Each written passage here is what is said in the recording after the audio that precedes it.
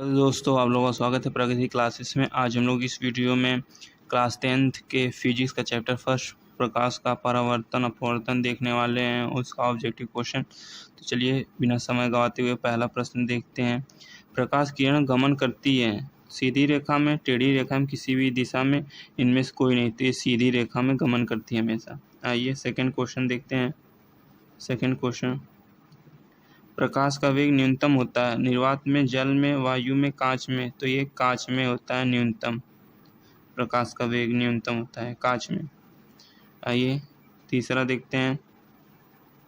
Motor गाड़ी के चालक के सामने लगा रहता है समतल दर्पण, उत्तल दर्पण, अवतल दर्पण, उत्तल दर्पण। तो ये उत्तल दर्पण लगा रहता है। बी ऑप्शन इसका सही है और सब गलत है।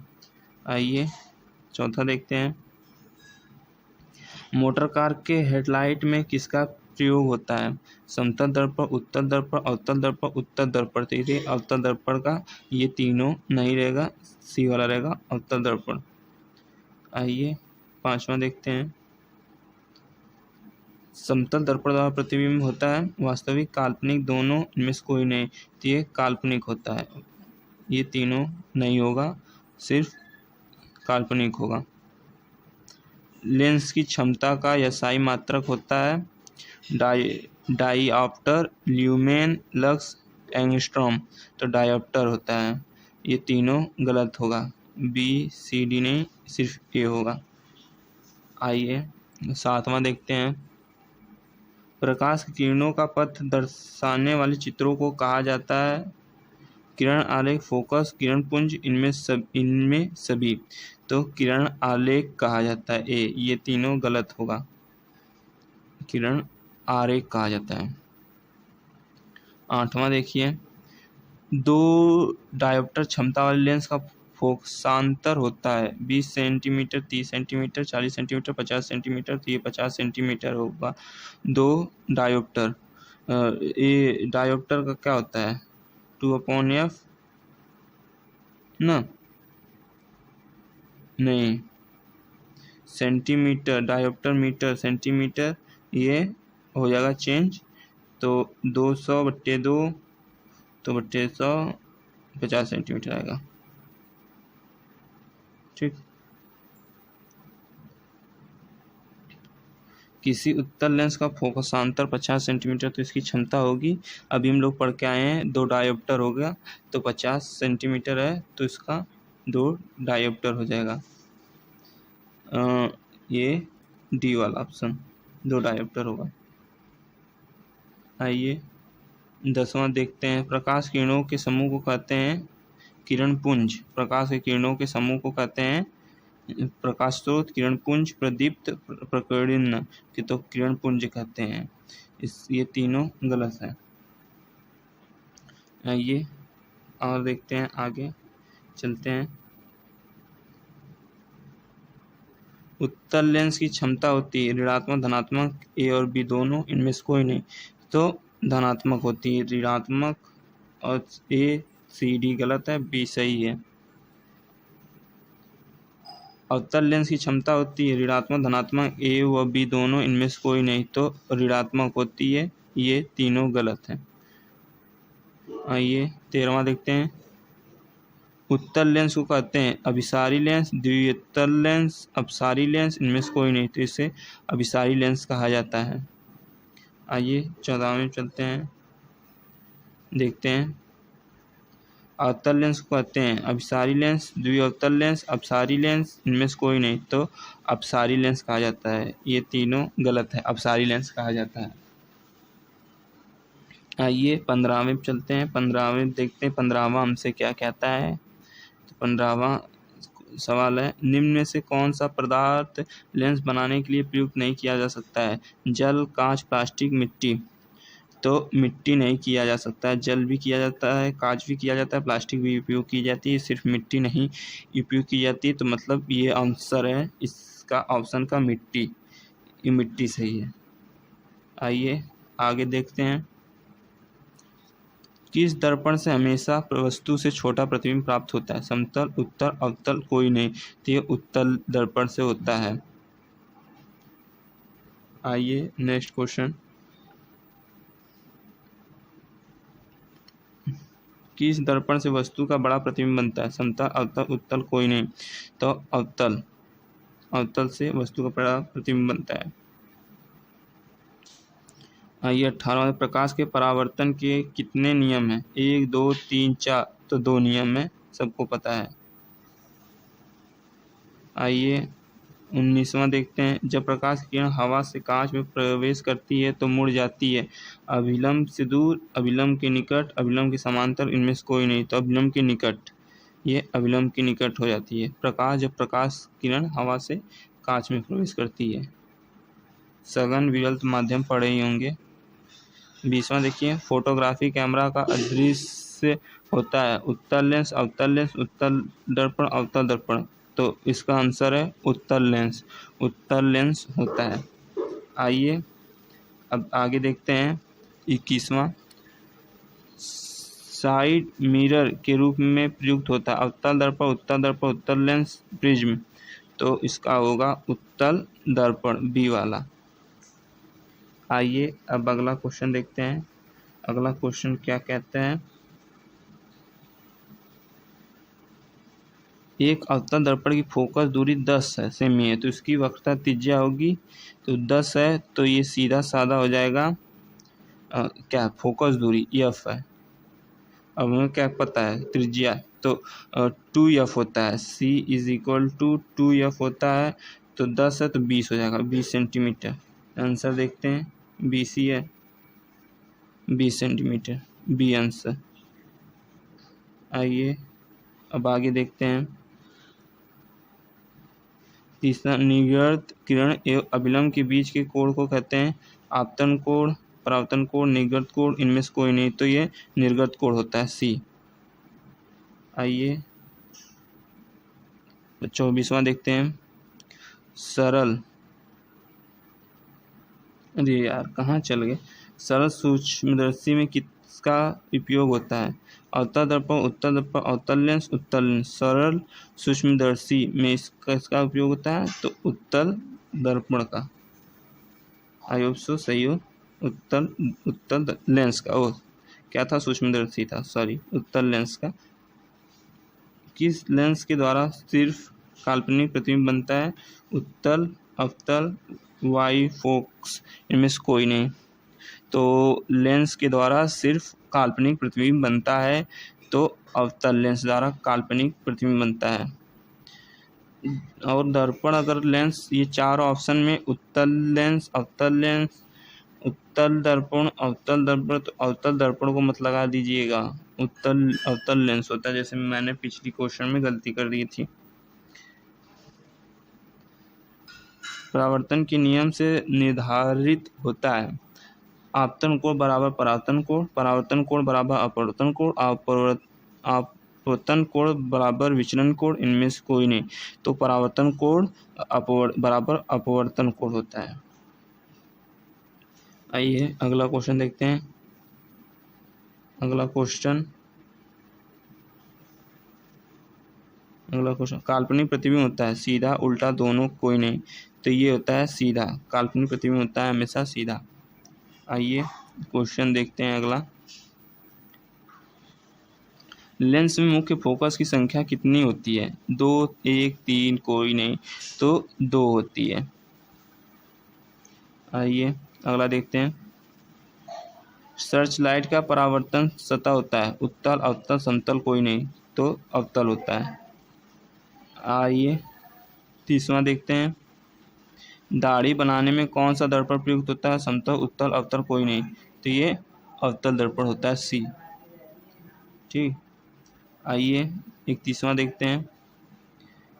एक उत्तल लेंस की क्षमता 1 डायोप्टर है तो उस लेंस की फोकस दूरी है, तो 1 डायोप्टर है तो फोकस दूरी हो जाएगी 100 सेंटीमीटर।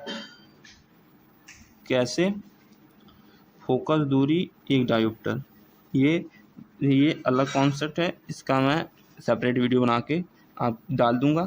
फिलहाल अभी ऑब्जेक्टिव कर रहे हैं, सब्जेक्टिव में क्वेश्चन अच्छे से देख लेंगे। सारे जितने ऑब्जेक्टिव हैं उसमें से इंपॉर्टेंट निकाल के मैं सब्जेक्टिव में देख लेंगे। किसी गोली दर्पण तथा किसी पतले गोली लेंस दोनों की फोकस दूरी -15 सेंटीमीटर है। दर्पण तथा लेंस संभवतः है, दर्पण तथा लेंस संबद्ध दोनों अवतल, दोनों उत्तल, दर्पण दर्पण अवतल तथा लेंस उत्तल, दर्पण उत्तल तथा लेंस अवतल। तो इसका आंसर है दोनों अवतल होगा, दोनों अवतल लेंस और अवतल दर्पण होगा। आइए अब अगला देखते हैं। प्रकाश के अपवर्तन के कितने नियम हैं? 2 नियम है। बी और सीधा साधा आंसर है। किसी माध्यम के अपवर्तनांक का मान होता है sine i upon sine r होता है, तो ये हो जाएगा sine i upon sine r होता है। ये सबको पता होना चाहिए। ठीक, एक उत्तल लेंस होता है 35वां। एक उत्तल लेंस होता है, क्या होता है, सभी जगह समान मोटाई का, बीच की अपेक्षा किनारों पर मोटा, किनारों की अपेक्षा बीच में मोटा, इनमें से कोई नहीं। तो इसमें उत्तल लेंस पूछा है, तो उत्तल लेंस कैसा था, किनारों की अपेक्षा बीच में मोटा होता है। आइए 36वां देखते हैं। अवतल लेंस का आवर्धन जो जिसे एम कहा जाता है बराबर होता है वी अपॉन यू होता है। डी होगा, वी अपॉन यू होता है। ये तीनों नहीं होगा, वी अपॉन यू होता है। गोली दर्पण में फोकसांतर एवं वक्रता त्रिज्या के बीच संबंध है r is equal to f, f is equal to r, f is equal to 2r, r is equal to f. तो इसका आंसर है r is equal to 2f, दोगुना दूरी से त्रिज्या होती है। सोलर कुकर में प्रयोग किया जाता है अवतल दर्पण का, उत्तल दर्पण का, समतल दर्पण का, उत्तल तथा अवतल दर्पण का। इसमें अवतल दर्पण का उपयोग किया जाता है, ए हो जाएगा। आइए 39वां देखते हैं। उत्तल लेंस में बना प्रतिबिंब होता है बराबर और सीधा, वास्तविक और उल्टा, वास्तविक और सीधा, इनमें से कोई नहीं। तो वास्तविक और उल्टा होता है, बी होगा। आइए 40वां देखते हैं। उत्तल लेंस में जब बिंब वस्तु, जिसे बिंब वस्तु f is equal to f के बीच रखा जाता है तब बना प्रतिबिंब होता है बड़ा और वास्तविक, छोटा और वास्तविक, छोटा और काल्पनिक, बड़ा और काल्पनिक। तो इसका होगा बड़ा और वास्तविक।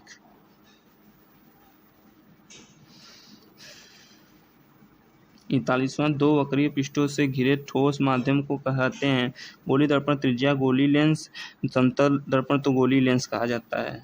आइए नेक्स्ट देखते हैं। वह गोली दर्पण जो बराबर बाहर की तरफ वक्रित हो कहलाता है, जो बाहर की ओर वक्रित होता है वो कहलाता है अवतल दर्पण, समतल दर्पण, उत्तल दर्पण, इनमें से कोई नहीं। तो इसका उत्तल दर्पण हो जाएगा, सी आंसर। आइए आगे देखते हैं।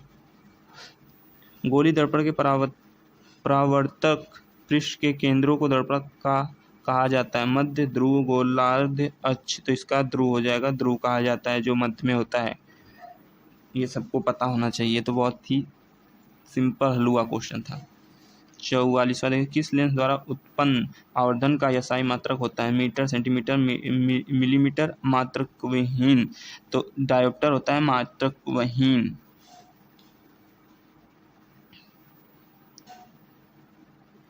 लेंस के केंद्रीय बिंदु को कहते हैं वक्ता केंद्र, प्रकाशी केंद्र, द्वारक केंद्र, अक्ष केंद्र। तो प्रकाशी केंद्र कहा जाता है लेंस के केंद्रीय बिंदु को, प्रकाशी केंद्र कहा जाता है, और इंग्लिश में इसको ऑप्टिकल सेंटर कहा जाता है।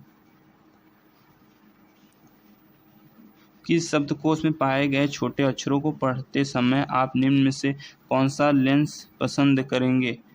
50 सेंटीमीटर दूरी का अवतल लेंस, 50 सेंटीमीटर फोकस दूरी का उत्तल लेंस, 5 सेंटीमीटर फोकस दूरी का अवतल लेंस, 5 सेंटीमीटर फोकस दूरी का उत्तल लेंस। तो मैं पसंद करूंगा 5 सेंटीमीटर फोकस दूरी का उत्तल लेंस, किसी अखबार या कुछ भी पढ़ते, कॉपी किताब में पढ़ते समय।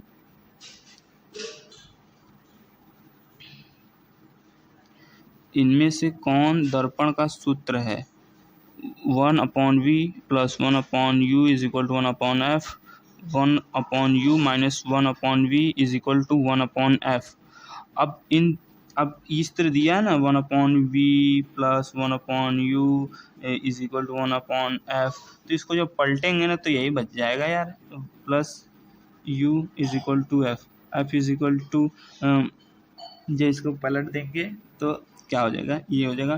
तो इसका आंसर होगा ए ही इसका आंसर होगा। ये तीनों माइनस है, क्या दर्पण पूछा ना, ये तो नहीं होगा, ये हो जाएगा लेंस का।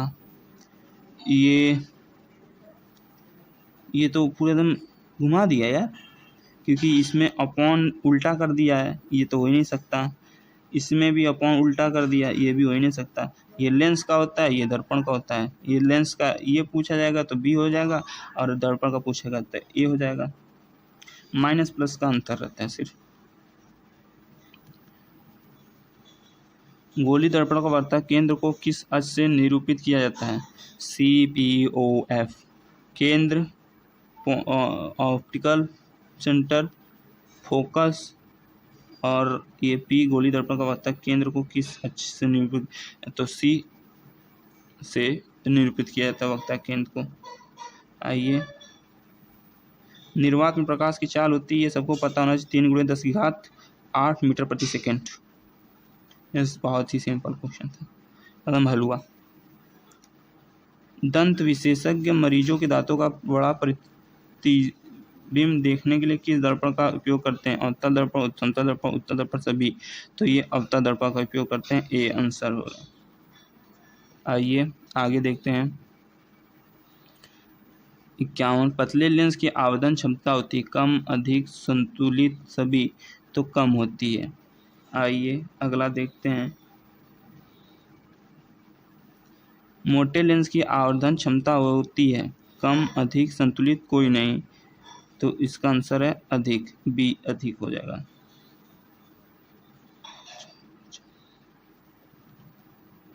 अवतल दर्पण के ध्रुव और मुख्य फोकस के बीच रखे बिंब का प्रतिबिंब की प्रकृति होती है आभासी तथा उल्टा, आभासी सीधा, काल्पनिक या सीधी, सभी। इसका आभासी सीधा होता है। वही आभासी सीधा या सीधी, सीधा आप बोलिए, ये सीधे मजा नहीं आएगा आपको। अरे यार टिपा यार, ये क्या।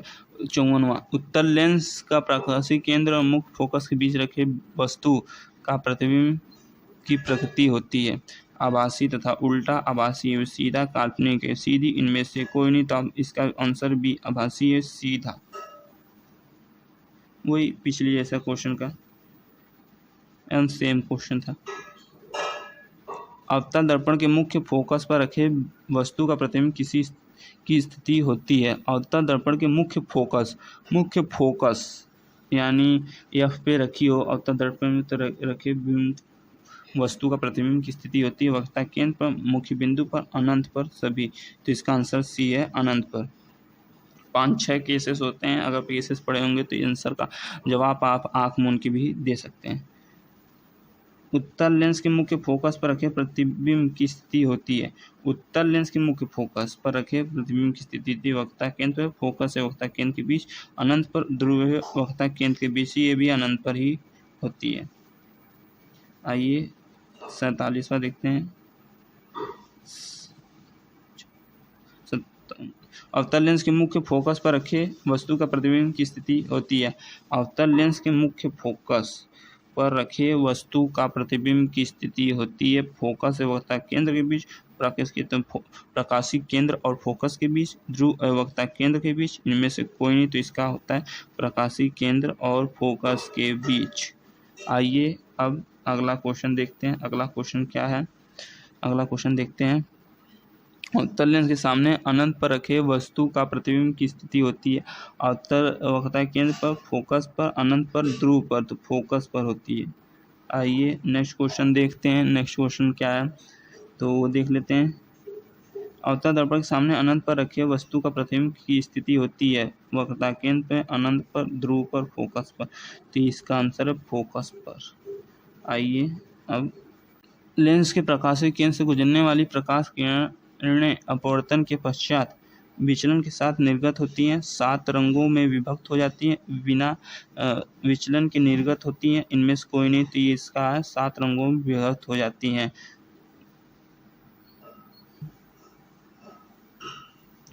आइए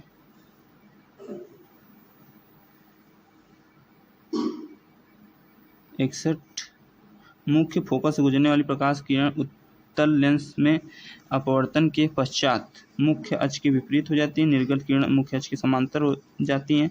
मुख्य अक्ष से दूर उसी पथ के अनुदिश वापस परावर्तित हो जाती है। तो इसका आंसर है निर्गत किरण मुख्य अक्ष के समांतर जाती हैं। आइए अगला क्वेश्चन।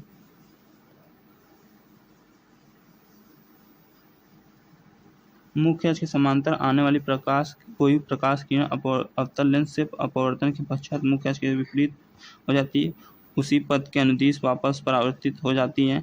निर्गत किरण मुख्य अक्ष के समांतर जाती है। निर्गत किरण मुख्य अक्ष से दूर जाती हैं। तो इसका आंसर है डी, निर्गत किरण मुख्य अक्ष से दूर हो जाती हैं। तो यहाँ हमारा जो ऑप्शन ऑब्जेक्टिव क्वेश्चन था इस चैप्टर से रिलेटेड वो ख़त्म होता हुआ। इसमें हम लोग 60+ ऑब्जेक्टिव क्वेश्चन देखे हैं जो बोर्ड के एग्ज़ाम से बहुत ही ज़्यादा इम्पोर्टेंट है। अगर आप अच्छे से तैयारी कर लेते हैं तो इससे बाहर से क्वेश्चन आने वाला नहीं है, इतना मान के चलिए। तो अब मिलते हैं सेकंड चैप्टर को ऑब्जेक्टिव क्वेश्चन के साथ। तब तक के लिए टाटा बाय बाय।